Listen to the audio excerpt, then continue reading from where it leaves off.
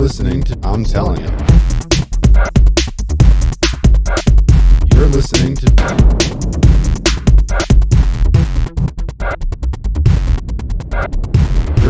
to I'm Telling You.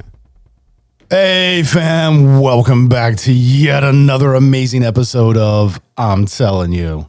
I'm telling you. Dude, I don't know what to do when you do that voice. I'll be honest. Like, I got nowhere to go from there.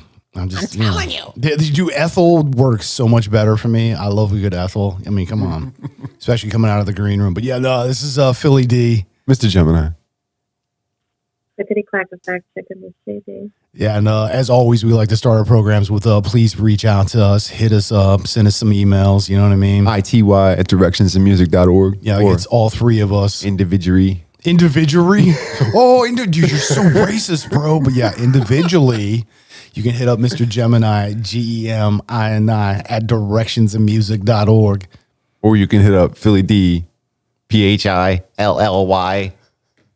D at directionsandmusic.org. But yeah, first time listeners, this is a 30-year friendship between me and this jackass. And now we got us a fact checker. We talk like, music, movies, life, metaphysics, anything and everything. But we lace in, tons of dad jokes and movie quotes and whatever else. Yeah, and sometimes we get a studio guest, which tonight we got a guy. You want to introduce yourself, my friend? Yeah, what's up, guys? I'm Tida. I'm an artist out of Omaha, Nebraska. Literally, all we have is corn and college football. And I'm just here because I finally got an album that just released, which is on Spotify, Apple Music, all your major streaming apps or outlets. It's called Nightmare. Check it out. It's basically me, my soul, put onto some songs. So give it a listen. Yo, I like that. My soul on, you know what I mean? Like, dude, because it's my art, But that's what real music's supposed to be. It comes from the heart, and that's, yeah. Well, that's why I like Music Evolution. I won't play pop radio bullshit. I'm going to play stuff that's, typically you call, air quotes, underground, non-mainstream music. Which to me, that stuff usually has a hell of a lot more heart to it because they're like, there isn't the studio execs and like the engineers be like, you really should change this one line. We just, the legal department feel, fuck you. This is art. This is open for interpretation. How dare you tell me what my words mean? Feel. Dude, fuck your couch. That's what I'm saying. But that's the cool thing with that is, because I believe in the idea of having that, anonymity, having that independence, being able to do it. I mean, that's, so to me, underground's the only way to do it. Never put my feet on another. Couldn't agree more. I mean, you don't have someone like saying like, we just want you to wear this and look like this and put out this and actually just change your name and your song title and everything, or else you won't get paid. You know what I mean? Yo, you watched that? The RZA, right? The Wu-Tang series. Dude, I got that same shit in my head, bro. Get out of my head. Have you watched that? Wu-Tang, the American Saga. Yeah. No, I've never seen it. Oh, bro. Dude, you gotta watch that. Bro, you gotta watch it. That's a Hulu, right? Is it on YouTube? I think Hulu is but I mean, at that point, you can pretty much find it anywhere. I'm probably, sure you can find it somewhere else. If you got friends like we do, you don't have to pay for anything. But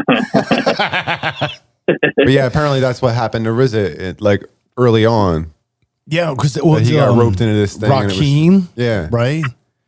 Yeah, and there was and he was like, "This is no joke." They put it up where there's the vinyl and shit, and it's him like wearing a fucking tux and stuff. And it's just like, that's not RZA, bro. That's not him. That is not him. Not even a little bit. They had fucking tails and shit. Like, the fuck is this vaudevillian? Like, dude, I'm not a fucking dancing. Are you shitting me right now? Like, yeah. What am I, a waiter? Oh yeah, dude. I know. How am I here to amuse you? What am I like, your clown? Me up like a penguin. Yeah, no, but that's I wear pinstripes. But that's a solid representation, I feel, about that kind of stuff. Which, I mean, that's the big thing is, Wu-Tang was definitely something that changed the music industry. Well, see, because that experience, I think, taught him a lot. If that's written, I mean, it's not written accurately. It's accurately. What was the term they used? It was historical fiction. Yeah, historical fiction. Yeah. But I liked it that. I mean, I felt like enough of it was true. I mean, I don't know all the truth behind, but It had a very real feel, and it kind of felt like I was growing with that part of my life where I was discovering their music like all over again and understanding it from a visual perspective now. You know what I mean? Like you have to catch it. Absolutely. You have to catch it. And I think the thing with music today is they're not looking for music anymore. They look for image. They look for what sells or what, you know what I mean? Like they want you to look like this or dress like this. And if you don't have the image, but you have the music, it doesn't get out there. Well, I think that now with how many streaming platforms and all these other areas, I think the best music possible is underground. Because if you look underground, it's where they don't, like we said at the beginning, there's no strings, there's no attachments, there's no like pressure. It's just you making your own music. Well, and that's what I would think Nightmare is. Like Nightmare is literally a collection of emotions put into order. Yeah. You know, and it's pretty cool. Well, I mean, that's the thing is having multiple platforms now. Cause I mean, you got like SoundCloud and Spotify and like, there's so many outlets where people can just put dude, you don't need a record label anymore. You don't need executives. You don't need an A&R. Like you don't need any of that shit. You just need to make your music and get it out there. I think that's one of the great things about, nowadays technology that I think is being utilized in a very positive fashion. You really are getting a resurgence of this underground, non-mainstream stuff because people are so irritated, I guess, by the studio or ad aspect where it's like so cookie cutter. So when you get this raw expression, 100%. I'm different than most too because I'm like a little harder to impress when it comes to that. Because my favorite, I think, hip hop album of all time is Genius to Jizza. Liquid Swords, man, like no doubt. Well, but that's not what most people would consider like top notch. But it's like to me, the manufacturing music is different from like being able to stack lyrics the way that he does and that everyone that was involved with that album and the artistic finished product of that was just like, it was genius. There was no other way to put it. Oh, agreed. I mean, it was from RZA and Jizza, it was an absolute immaculate production. I think and this is what, going back to the previous conversation in the green room, when it comes to mixing and mastering an album, it's putting the right tracks in the right spot with the right sound so that it plays from start to finish as an actual representation of a full idea, theme, or, you know what I mean? Like it has to tell that story. I mean, it's weird because it can affect you on so many different levels. Like I think the one time, just because I was curious about a particular like word in a line, I looked up a song and it was, what was it? Also Simple? Was that the name of it? I think so. I'm not sure if that's the exact title. And I read it and just standalone as a piece of literature, it was genius. Like agreed. The way that you can rhyme like that and really tell a story, but like you can hear it just for the wordplay of it on a whole different level. Like, I mean, and that's one of the albums that I could fall into or I could listen to in the background. Like it was, dude. I mean, I don't know about you, but anytime I hear I'm just like, oh my god, yes, oh my god, dude. It instantly invokes. You get like 3 words, and I'm just like, dude. And I'm he cut off the heads of 131 lords. I'm grabbing the freaking knob and I'm turning it to max volume. I'm like, fuck yeah, Liquid Swords. Like, dude, I can't. Oh my god, yeah. You see, you're using an old style. Your title is called "Can It Be So Simple?" Yes. And as far as watching the episodes, yes, you can find some of them full episode length on YouTube. If not, it's on IMDb and Hulu. IMDb is free. I'm pretty sure the dark web has Thank God for her, right? No. Dude, I tell you, bro. You will catch it and you will love it. You'll see what I'm saying. Like yeah, I'm definitely gonna check it out. That series is hot shit because it kind of reminds me of like when I first started listening to 36 Chambers came out, and that was just like Enter the 36 Chamber. Oh, excuse me, I'm sorry. Yeah, Wu-Tang Enter the 36. Yeah, come on, bro. Because it was a play on a Shaolin. Yes. Yeah, man. Yeah, the 36 Really? chamber. Well, yeah, that was the thing is the movie was, so there was only technically 35 chambers. And then this individual who more or less, You wanted to take it worldwide, baby. well, not, but it wasn't even so much that, but he actually did the 35 chambers backwards. So Yeah. you're supposed to go 1 to 35. He did the because hardest first. Yeah, he went from the hardest down to the end. Like, so I mean, it was multiple things that this individual did, but yeah, they're referencing most of the, because I mean, for them, kung fu really is a huge, like just a massive influence. It's like it's not just a piece; it's like a massive chunk of. Oh, that's right. He went in on the day with the other, like, basically black belt students, and they were like, no, you can't come in that way. You have to come in this way. And he was like, oh shit. And then right after that, wasn't it? He just decided to take. He's like, you teach, because they were getting ready to kick him out. And it was like, prove yourself. And he was like, look, if you can teach me the hardest thing and I fail, get me out of here. But I won't give up. Well, yeah, and that was the thing is, he kept going from, literally chamber to chamber to chamber. But the 36 chamber was, he wanted to be able to go out into the world and teach it.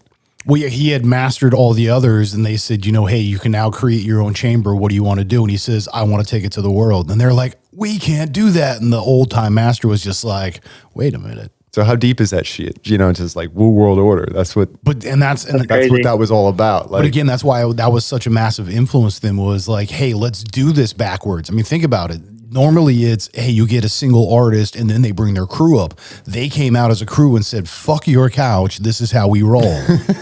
And here you have 36 chambers, and I mean, it's a masterpiece in and of itself. I mean, it just. And it's almost like you can see that getting put together by watching the show, which is what makes it.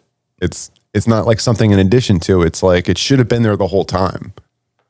I mean, y'all got me pumped to watch it for sure. I'm not getting paid for this. I'm just saying. But that's the thing to us is Wu-Tang is such a representation of, more than just music. And I think that's the honest core of what Wu-Tang is it's more than just music. It's family. It's loyalty. Is he dead? Is he dead? Will you fucking be? Is he dead? Please, he's out of the streets playing like a newborn baby. Fucking all types of blood. But yeah, I mean, and I think that's awesome because, like, when you guys speak of Wu-Tang, like, that's what I think of when I think of atmosphere. You know what I mean? Like, it's crazy how there's a raw originality to it that right, and how they can just change everything. Like they don't just change music; they change like how you view music, how you listen to music, what you feel when you hear music, and I think that's what truly defines an artist. I mean, anyone can get on a song and talk. Anyone can put together a couple rhymes, like play, way, day, but it's when you start getting into those complex lyrics that still say something, but you didn't have to force it just to make it rhyme, but it rhymes anyways. Those are the kind of songs that like I gravitate to, and I think that Atmosphere does that perfectly because it's like he's never trying to force it. He's saying what he's saying, and it just so happens to rhyme. But when it rhymes not because it's a rhyming word, but because he rhymed it. You know what I mean? Like he made it rhyme, not the fact that it's two words coming together. No one else can do that. And that's what I love. You write it down on paper, it makes no sense. Well, none. but when he says it in this way that's just like, holy, okay, I hear you. Well, see, and that's the thing to me is like Slug is very intelligent in his expression, but he also has that like Nas style flow where it may not exactly rhyme, but yet how he says what he says, there's a rhythm, there's a cadence, and you get sucked into it regardless. So it's like, you know what I mean? Dude, yeah, so I think his cadence is unprecedented. Like it's not even. I don't even hear it anymore. He's a storyteller. I mean, that's same thing with Nas. He wasn't an MC. He was a storyteller. I mean, that's literally what it was. Tupac was a poet. Tupac is a monster, dude. He was a poet, Tupac's the only artist that can drop an album tomorrow and he's been gone for all these years. But I hate to go back to it, but I can't tell you enough how much Atmosphere influenced me because like some of his lyrics, like the thing was you could be anywhere in the world and go through anything, but anything I was going through, I could find an Atmosphere song and he would explain to me how to not feel that way anymore or how to get through feeling that way, and like I didn't even have to search that long. Like I could listen to his album and I could be having the worst day of my life. And by the end of it, I had a solution. And this is all from music. Like, like you can't teach that. You you can't have a remedy the way music is, because the only, like, that has been the remedy for any situation I'm going through, because like I can find a song, I can work through the emotions of what I'm going through, and I can literally come to a solution based off hearing that song, because that song has a way of moving me so much that I can come up with an idea in my head on how to get through it. Well, and nothing does that like music. You were saying, you know, it affects you, but at the same time, you also said that it affected and helped your relationship. You know, when you were able to communicate something directly from the heart with no concern about whatever anybody thinks about it, because it was just like, I'm going to get this out there. And when right. And you're speaking about Nightmare, and like, yeah, the thing, like my entire life, I've been running and hiding and so afraid of what people, like, if I tell people what's going on with me, they may not understand.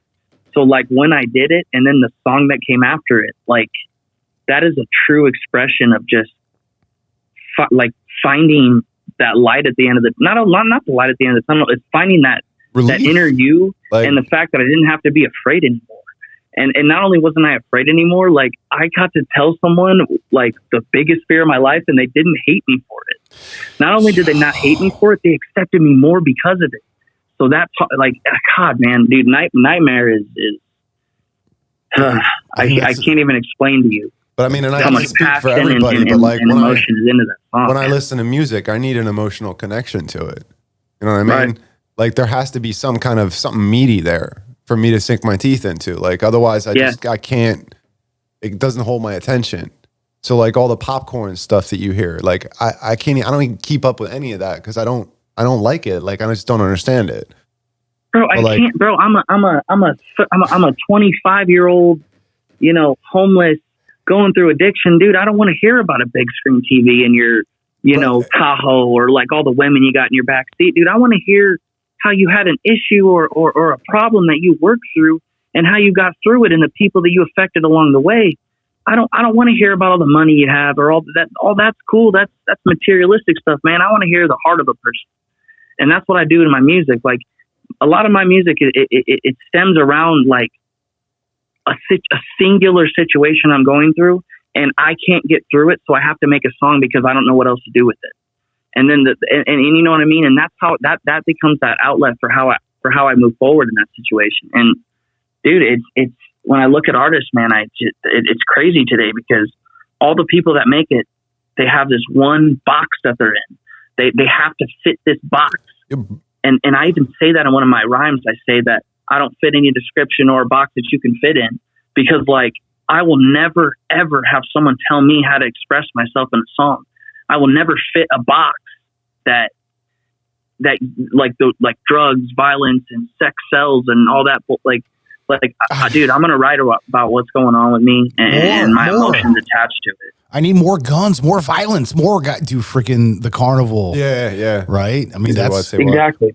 Yeah, but it's a box. It's dude, and I don't know, man. It's a trap. Another artist. It's a trap. Like you want to improve the world around you, right? I mean, ideally, like if it's a world that you want to live in, like you've been down that other road, like you know, where, dude, you don't want to go there. You know what I'm saying? That's the message. So I'm not going to rap about, I'm not going to glorify it. Exactly. That's the message you got to put out. It's like, yo, life is so much better right now. No matter how hard. Sucks. Yeah. You know, like, yeah, man. But that's what the mainstream is, man. It's about glorifying things that literally self-aggrandization. That's the appropriate use of that shit. You said it that time. Because it's an appropriate time. It wasn't a joke. It was a literal reference and expression of. Yeah, I feel mine was. I feel a lot of judgment from this area. Fucking right. Over here. Judgeosaurus Rex over here. 3.4. I'm gonna drink some Christmas and Hollis. I'm gonna drink some. Yeah, I can jump off the high dive. Ooh. Have you guys ever heard of Macklemore? Yeah, of course. Okay, so Macklemore comes from addiction. Yeah. I've seen a couple interviews with him. Okay, so he has a couple songs. Starting Over is one of them, and he talks about how he got a little famous and he relapsed. And he's talking about how he has to look his dad in the face, like about telling him that he relapsed. And he talks about being at a meeting dude, I'm driving in my car the first time I ever hear that song, and I'm freaking like screaming, like, dude, this is exactly, because I just relapsed at the time. And he's talking about how if he's in a meeting, he's going to pass. And if they talk to him, he's dipping out the door. And like, that is exactly how I felt. So that's why I'm so passionate about this thing, because it has reached me on like levels they're unexplainable. Like, how did he know what I was going through? You know, how did he know that I just came from a meeting and needed to hear that someone else went through a meeting and wanted to leave too? You know, and like, it's crazy. Dude, it's just... It's almost like timed as a gift just for you. Universe. You know? Yeah, exactly. It's like he wrote it to help me, right, to help me.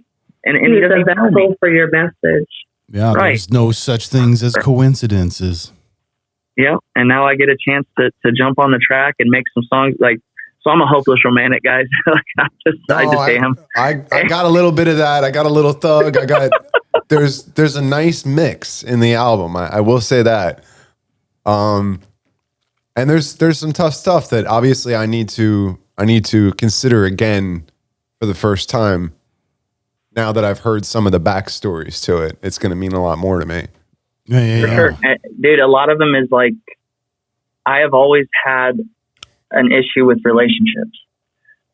Whereas like, I just, as much as I love that person, I can never express to them how much I love through action, but only words. Like, I can tell someone I love them a million times, but if I don't show them I love them, then how do those words mean anything? And I've lost so many relationships because of saying and feeling. Like, I felt it. Like, when I told some of these people that I love them, I truly meant it, but my actions didn't add up to it, so I lost them. And in my music, I get a chance to set the story straight, to say, look, I know that my actions didn't say that, but I want you to know how I really felt, because it's easy to look at someone and say, how could he love me if he chose drugs every other time? How could he love me if he chose being homeless and losing his family every other time?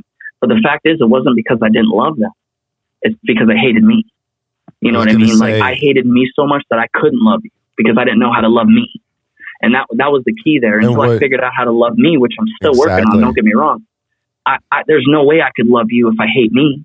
Hey. And that's how, and every single time, that's why I can never figure out the formula. How do I keep this girl? This girl is amazing. She loves me for who I am, and I love her to death. However, why do I still hate myself every night? You know, why? You know, so.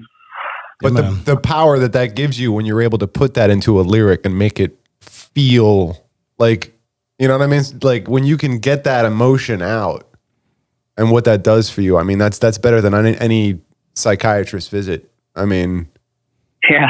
Like, that's the drug you really should be looking for, you know? Yep. That's the one that you got to hang on to. For sure. I love what you're doing, man.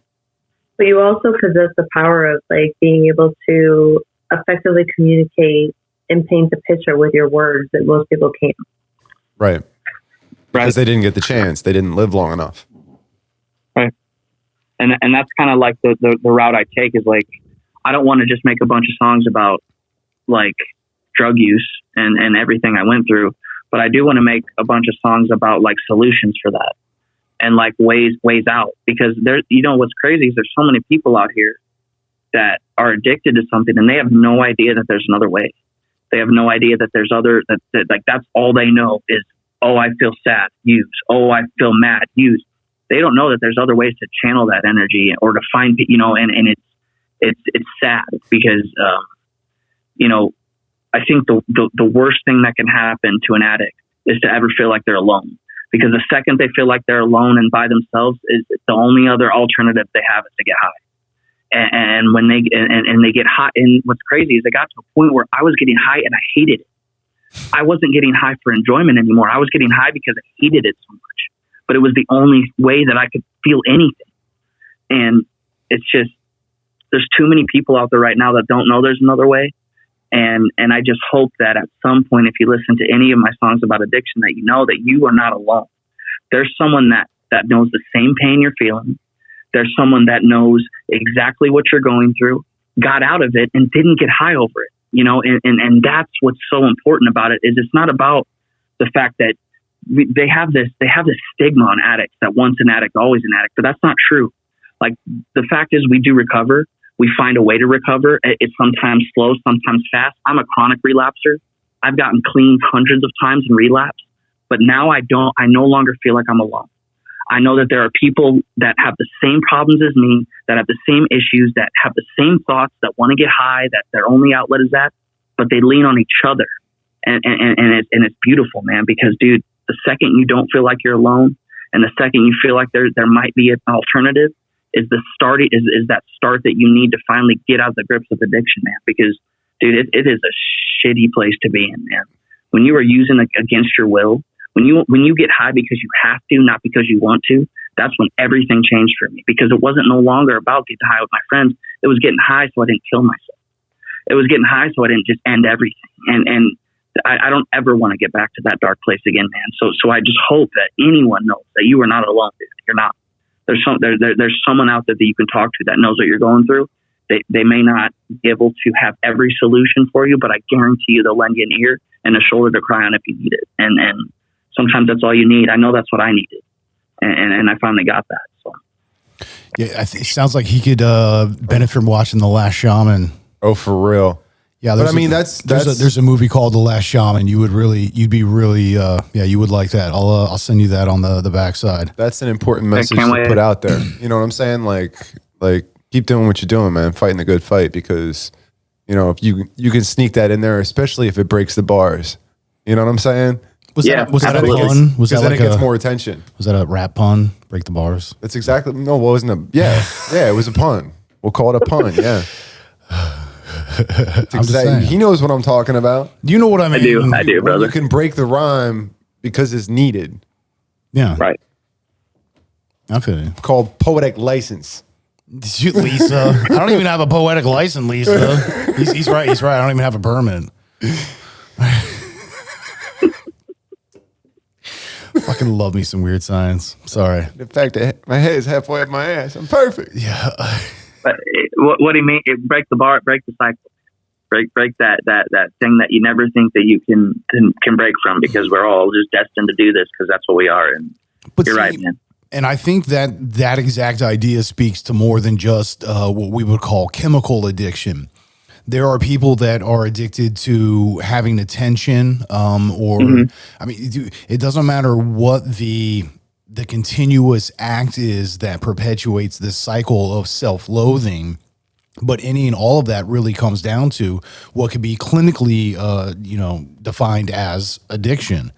So it doesn't have to be chemical. It can be hormonal. It can be emotional. It can be physical. I mean, there's the toughest part for anybody who's a loved one or a family member of somebody going through something like that. It doesn't matter material possessions. It doesn't matter money. I mean, yeah, it helps because it's less stress on your life, obviously, but I like shit. It doesn't matter, because if you can't get through these things, and I would agree that when I was writing more often, like, it was a good way of me to get, even if nobody ever heard it, it was a good way for me to get stuff off my chest. Oh, agreed. Because it allows you to understand it. And now it's physical, and it's in physical space, and you can go over it again. It's real. Yeah. It's no longer just a thought. And like, what do you say? Like when you look at something you're afraid of and you inspect it, it becomes smaller, because in a way you understand it more fully, and you can be less afraid of it. It's like one of those type of things. No, absolutely. Yeah, I mean, I always put it too. That's why we classify and define things, is because when we don't know them, it scares us. But once we can give it a name, if we can say this is a thing of whatever, then, once it's definable, now it's like, oh, well, it's just that. It takes a lot of the fear out of it. Yeah, it's not like this. It's now understood or, noted as, so it's familiar at this point. What is it? That whole effect that comes over your, when you're in a dark room and you have very little input from your surroundings, aside from sounds, stuff like that can really kind of make your mind wander. You're using a different part of your brain, and that part of your brain is the creative side. So that's what makes all of these crazy monsters in your head. And the best thing you can do in even that situation is to look it in the eye. And then you realize there's really nothing there. Well, yeah, I mean, that's the Jordan Peterson thing. That's where it starts too, man. And the scary thing is if something's looking back at you, I mean, hey, and it's usually you. well, it is, but it's dude, it's always you. Right? Yeah, DC, right? Agreed. That's deep, man. But that's true though. It is true. You know, and that's what I was saying. All of this is a battle with self, man. That's all it is. It's a battle with self. Yeah. And who's the easiest person to be able to outsmart you? You. No shit. Who knows all your tricks and can work around them? You. Yeah. Like you. We have a saying in recovery. We always say, "Who was the last person you used with?" And it's always myself. You know, like nobody else shoved anything brought into me here, but it was always me. Yeah. So I hear you 100%, man. Yeah. Were you referring to sensory deprivation before? I would say more like isolation. Even just walking. You ever had to walk into a dark room to find a light switch? Like you actually have to walk into a completely pitch black room and go off of memory to know where the light switch is, and like those few moments that you're incomplete. That's sensory deprivation. And even for a couple of moments, like your brain, since it doesn't have enough information to form what it is that's making a sound on the other side of the room, like your brain will kind of create something. Who dare? Who dat? And it's always scary, dude. It's always like a freaking The Nun or something from like the movie. Like it's always something epic, dude. For me, it was an old gypsy woman. I don't know why. I have no idea why. Yeah, dude, that's past crazy. life, I don't know. I don't want to get too out there. No, please. But I'm going to tell you guys a story because you know what? You're only on the radio once. Or twice. I had this crazy thing where I would go into what's called psychosis. Right. Okay, so my brain would create people, voices, and things that were going on in my life that became my reality. So like I'll put it to you this way, like I would get paranoid that my girlfriend was cheating on me. So when I video chatted her, I would see other people with her. Whoa. That wasn't even happening. Or I would, now the story is I'm in a hotel room and I have court coming up. I have my girlfriend, my dad, my lawyer, and the judge are all talking to me outside from my room. And they're telling me what's going to happen at court. I'm going to do 20 years in prison. They're adding charges to my thing the whole time. And I'm sitting there like holding on to my knees, like listening to it. And they're adding time. And I fully accepted that I had to go to prison for 25 to life. And all I had was like a possession charge. And so, but here's the crazy part. So when that stopped, my first thought was to go get more drugs. It wasn't like that was so crazy and life shattering. My first thought after that was, let's go get more because it'll be different this time. Definition of insanity. Well, exactly. Repeating the same act over and over again, expecting a different outcome. I mean, that's you fooling yourself though. You know what I mean? That's you play this magical game with yourself. Like who can trick you better than you? Right. You know, that's what I'm saying. It's this battle with self. And I do agree that it all boils down to being able to start here first, you know. And learning how to reprogram. Well, yeah, and I mean that's the thing is that you have to, is because I mean, like you were saying earlier, is that you have to love yourself in order for you to be able to even perceive that others can love you. Because you're like, if I can't even love me, then how can anybody else love me? As well as I'm also a firm believer is like, yeah, you can't love somebody else if you can't truly love yourself. So if you can't accept you for you, then how can you accept somebody else? That's, like what you're saying, Gemini, is like, yeah, you have to start with yourself. And that's something I greatly believe in, is once you can accept yourself, when you can be impeccable with yourself and, validate and appreciate yourself for that, then you can extend it to everything else. It's easy to say. Oh, no, it is bro. because you'll put unrealistic expectations on that person. You'll expect that person to know how you're feeling and what's going on with you without telling them, and then get mad at them because they don't know enough about you to love you the right way, even though you never told them how to love you. It's crazy. That's the extension of assumption, like the 4 agreements we always talk about. But you don't know, and that's the problem. You know what I mean? Right, exactly. I want you to love me this way, but I don't know how to love you. Yeah. I don't even know how to tell you how you should be loving me because I have no baseline. No. You know? Yep. Not everybody gets that. Like, thankfully, I had a family that I had my own issues and things to worry about, but I never felt unloved, and I never had to worry about where my next meal was coming from. So in a way, like, I feel that, bro. I had a leg up. I got a lot of opportunity that, as some people would say, I've squandered. Fuck them. But then, that's crazy. And I never would have either. I put myself in every, you know what I mean? Like, some people make it out of addiction and they had nothing, but I had it. I threw it away anyways. I mean, I didn't need that, or it'll always be there. Has this turned into Dr. Philly D? Or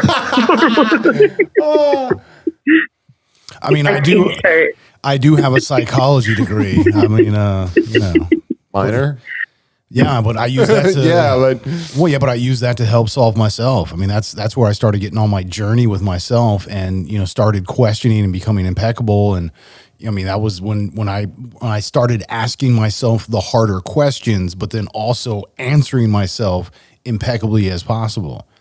Being as honest with myself about how I felt about it or what it meant and what I can do to learn from it and grow and move forward. So, and I'm coming from a place where I had to deal with the real possibility that my father almost committed suicide when I was a kid, when I was like 13. Yeah, 13. Yeah. So, I'm coming at it from a different angle, and I don't know. I think you're, and that's, I'm sorry. There's you had to go through that. Say. There's absolutely, when you're the person that's causing the harm, it's just as pain. Like, but we don't ever think about the people, like, how many nights my grandparents stayed up, like, wondering if they're going to get a call that I was dead. You know what I mean? And like, I didn't care because I was all about me. But then I want all these other people to care about me and love me. Yet I didn't care if they were worried about, so it's first, you have to forgive yourself, obviously, for what you've been through. But dude, if you don't love you, you will have a lifetime of being a tornado in other people's lives, period. I say that that's shit just all the time. Well, and that's, I mean, not in that exact fashion, like, I phrase it differently, but yeah, no, that's why I always say, if whatever you're doing in your life, if you're not truly hurting yourself or anyone around you, what the fuck can I say about any of that shit? You know what I mean? So because I mean, I have friends that will recreationally use different substances, and you know what? They still have full-time jobs. They still have families that love them, kids and everything. And their shit is together. And it's like, well, you know what? If that's that one thing that you do here and there, because it's like, hey man, it's my thing. But you're this completely amazing person who's good to themselves, and those are I can't say shit about that. You know what I mean? Like, it may not be for me, but dude, if that's what works for you, I mean, but that's the thing is, I'm a firm believer in that kind of level of acceptance. That's why I'm like, we shouldn't be saying you can't do anything. If anything, we should be restricting is like, you have to be good to yourself and good to everything else. Like, that's it. Like that's, you don't be a douche. One rule, done. We don't need anything else on that. I want to see a whole rash. And I've been that douche off of that freaking hot dog and movie, dude, for too long. So I'm done being that douche. So that animated movie with Seth, Sausage Rogen, Party. Yeah, Sausage Party. Yeah, Sausage Party. I've been that douche for way too long, man. And like, I'm just ready to, and he gets all pumped up. But no, I've treated people like crap, man. And like, but I've expected them to still love me, and some of them still did. So who am I to get mad? That's why when other people hurt, like, I can't. My whole outlook is different, dude. Because I spent way too much. Like, I spent like the majority of my life not caring what happened to us. Someone said to me this. They said, Christian, you are the most selfish person in the world who doesn't give a fuck about themselves. And that rang with me. Because like, as much as I don't care about me, I don't care about anyone else either. So like, but I want them to, because I'm so alone and I'm so hurt. But who am I to sit here and complain about the cards I'm being dealt when I'm the dealer? You know what I mean? And so it got to a point where my life was no longer about just simply like figuring out how to stop doing drugs. It was about like, how in the hell can I love myself enough to let someone else know that they can be loved too? You know what I mean?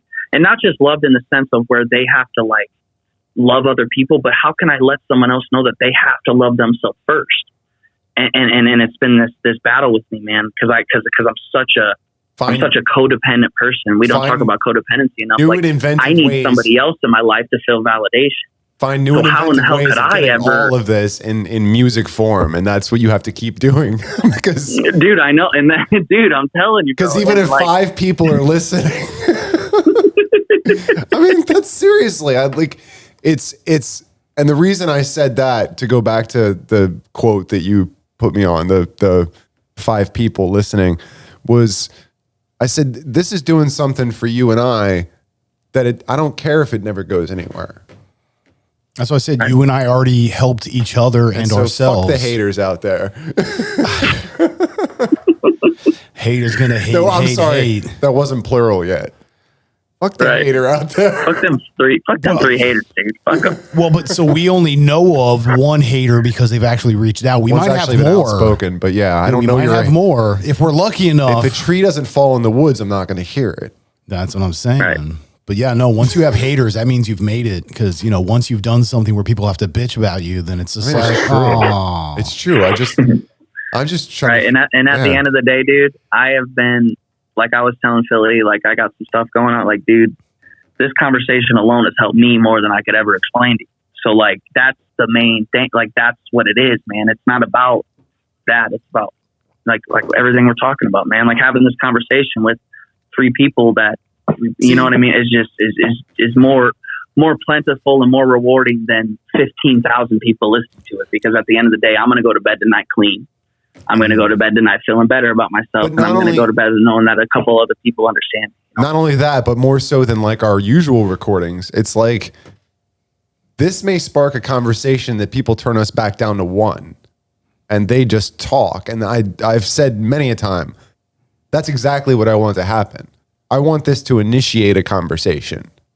And whether it's quirky and goofy and scientific or it involves aliens, like, I don't care. Like, have a conversation. Just be yourself and just, hey, what if all this stuff we've been hearing is actually true?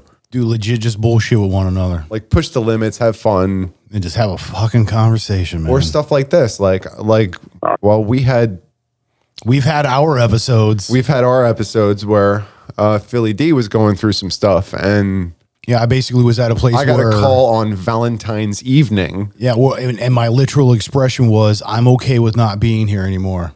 I'm like, dude, I'll be there in an hour. Yeah, I didn't make the expression, I'm willing to end my life or I want to be dead. I literally was at a place where I was just like, you know what, with the way things are, I was like, I'm cool with not being here tomorrow. Like, I'm ready to just not care or feel anymore and just fuck it, flow through life until I do die. I wouldn't say I'd been missing work, Bob.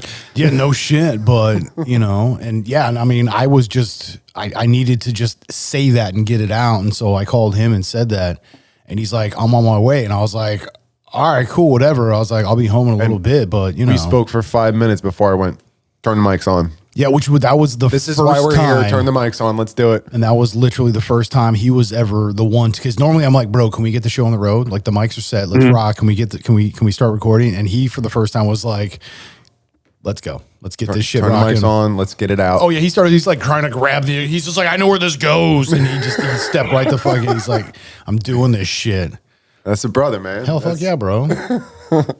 But that's fucking cool as shit, dude. Jesus Christ, that's awesome, man. Well, yeah, so I mean, that's why the funny thing, cool. Ironically, is that's the night he saved my life, because he brought me back to understanding that it is okay to feel and that I was in a place, and it's like I had to do my thing. But the bigger point is when we were younger, is I physically saved his life and he like emotionally, spiritually saved. But the same thing is you are not alone. But yeah, we've as best friends of 30 plus years, we've actually saved each other's lives. We've touched each other's lives. I'm pretty sure your children have touched me. No, you're far away. Right. Saw that shit happen in your head. No, I saw what you were going. Yeah, I fucking do. But yeah, no, that's and that's why we say your children touched me, and I'm sure I touched them too. Oh my god. Oh my god.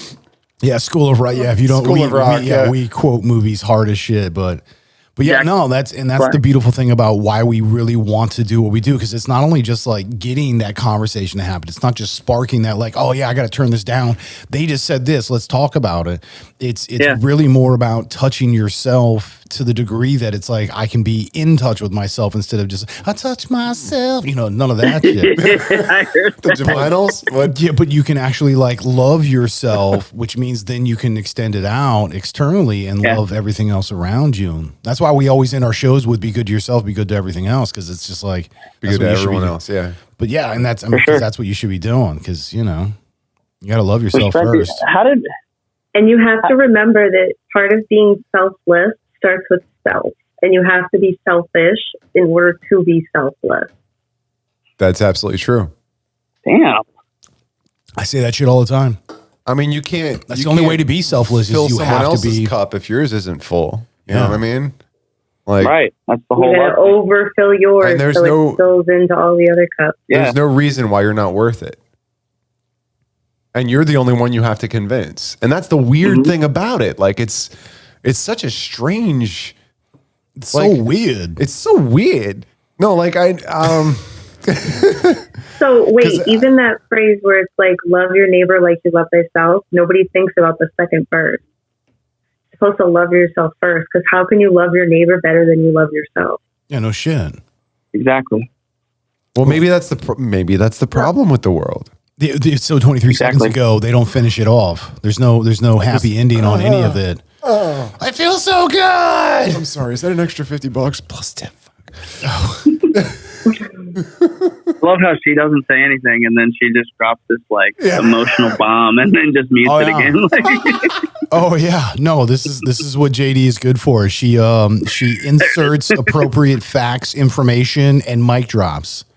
yeah, She's like a you're right, pocketbook. It's neither a pocket nor a book. Discuss, and just like backs away. Right. And then puts the mic on mute while she has a conversation Yeah, pretty with her much. hubby. Yeah, no. awesome, man. She topic bombs and bounces, but like, and grenade. What do you got? And then like run out, drop a grenade, run out of the room. Pretty much.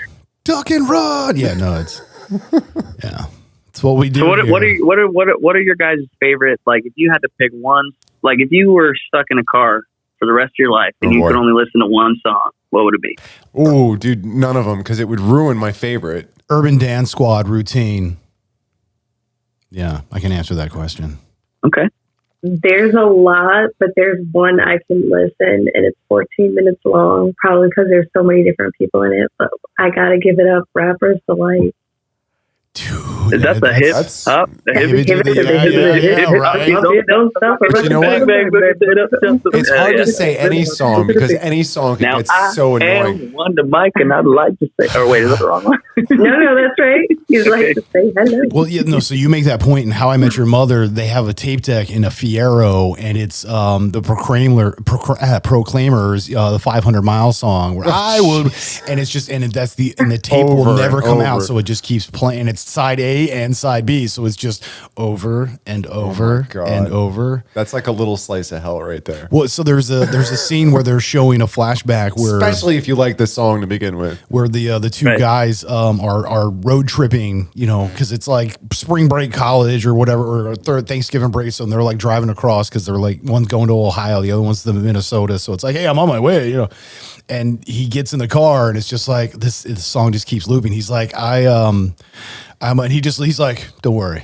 It'll come back around again. Also, it's like 30 minutes later. It's like, I will walk. And they're just like going at it like freaking Wayne's World style with Queen and just like It's pounding only it out. one song for hours. But my favorite part is like so far into the song, so I legit have to wait like almost the whole 14 minutes to get to like my champion spot. But that gives you that something to look forward to. That's what I'm saying.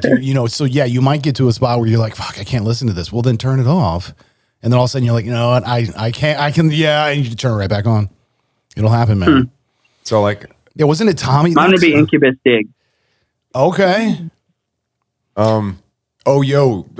Incubus. Yeah, one of their tracks I could probably listen to over and over. I don't know. Yeah, Incubus. I've seen them live a couple times, and they're just really good. What was the one on Yeah, the on end my of the? Was it "Wish You Were Here" album? What? Dig. Like I know some shit or what's something. I don't know. That's why we have a fact checker. I'm trying I to think think of the Dig name was of it. off the He's album on this after more that, than I believe, you after are. the Drive album. First fucking time. He's like, that's why we have fucking you. I know. High fives to you, my friend. That's He's telling me stuff. got that. That's what I'm saying. Why like- am I tripping over shit I know is there? But yeah, no, so that's my thing is like, I could listen to that song over and over again because the Urban Dance Squad routine is very much, it's like upbeat and kind of like got a little bit of almost like a jazz rhythm to it, but you know, with an upbeat tempo but at the same time, very lo-fi. Like it's a crazy, what do you want to call it? The freaking Mary Poppins mix where it's like spoonful of sugar helps the medicine go down, but it's actually like going up in pitch while you're saying down. So it's this cognitive dissonance that it gives you this sense of relaxing, but at the same time, you're still kind of like bopping with it. And it's all about being stuck in routines, but good routines that make you feel good. Because one of the lines is like, I feel like taking a bath and putting my feet up. And it's all about that routine where it's like, you know what? I have to take that moment and just relax. I just got to enjoy it for what it is. The song I was thinking about when you Dig was on the right first for song me. I thought about when you asked the question is actually, is it Massive Attack? The hymn of the big wheel. I mean, if it's the one song you're always talking about, yeah, it's Massive Attack. For Incubus? No, but The Incubus, group Massive Incubus there was Attack. another song, but the first song I thought about when you asked that question was Massive Okay. Attack, Hymn of the Big Wheel, HYMM or HYM, yeah, HYMM, right? MN. MN, that's what it is. Hymn. I knew there was another letter over there that was There was whatever. Him, that's how you, yeah, MN. God, I sound Do you like an think idiot. you would get sick of the song? I think any song I would get sick of. No. See, I don't know. That's why I'm like, dude. I go through phases. How long are you going to be in the sometimes. car for? I should have thought of this question before I Like- asked it. 'Cause like- how long are you in the car for? You I'm in the forever. car for like 16 hours at a stretch This is like- sometimes, this is where I'm like- only out for a half an hour the entire trip. No, this is what I'm saying. This is the bus ride to hell, and that's why it's hell because the bus ride never ends. And you know, it's Right. the wheels on the You get bus, one and it's just song. this one song over and over again. Yeah, but it like full volume, like 99 Guantanamo bottles style, of where they're beer trying on to the like. wall, Baby Shark. 99 bottles of beer. Take one down, pass it around. 98 bottles of. Oh, sorry. I could do that shit, but see, I've learned, and so this is coming from a lesson learned in the sense of doing, you know, the whole Einstein thing of insanity, repeating the same thing, expecting a different outcome. I got to a place where I was attempting to modify and move out of that habit, but you were still stuck in the idea of just continuous repeating cycles. And, you know, I got myself to a place where it's like, you know what, fuck it. I got to enjoy where I'm at. Cause if I can't enjoy this piece of shit, how am I going to truly enjoy what I really want? You know, I'm going to get that, Right. and then I'm not going to appreciate it. So it's like I you- have to be You able always to have revel. a goal that you're looking away from where you're at. You know what I mean? Like Well, but you're always that's- focusing on another goal. It's like, well, can I just enjoy what I'm doing? But and that was the thing is that was kind of that transference because while I was looking forward to all this other stuff, it's like, dude, I have to be able to enjoy where I'm at now. Like I have to find peace and happiness with it. Or, you know, again, when I get there, this shit ain't gonna do nothing for me anyway. So fuck it. Or not straight. Not straight.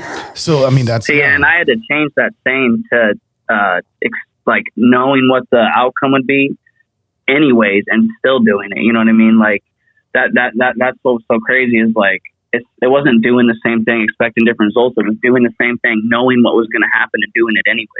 That's what my addiction was. Dude, and that's why I said that goes to more than just chemical because there's emotional responses and things of that nature where that stuff comes in where you get people that are addicted to TikTok or YouTube or Facebook or Insta or how many likes can I get? How many, it's Oh, it's a dopamine trip. No matter Or what it even is. drama. It's a dopamine trip is what drama it is. TV and other Yeah. stuff. Yeah, everyone has a vice, man. Everybody. I mean, For sure. but, Just heaven A forbid. vice not to have would be, methamphetamine, because that's just a really bad vice to have. Because Heaven forbid it should be love. You know what I'm It saying? may Right. have, Like, certain side 'cause effects. that's not very manly. Like, I'm LL Cool J. I just need love. You know what I mean? right. Ladies love Cool James, man. They Yeah. really do. Or like the Beatles, all you need is love. You know what I'm saying? Yeah. I mean, and that's what we're all chasing, and I think that's what's at the root of all this. And like we said, if it doesn't start at home, it doesn't count for anything. Right. You know, and it's so hard. Exactly, Gemini. Damn. It's so hard to get that And you lesson. also, And you can learn these things.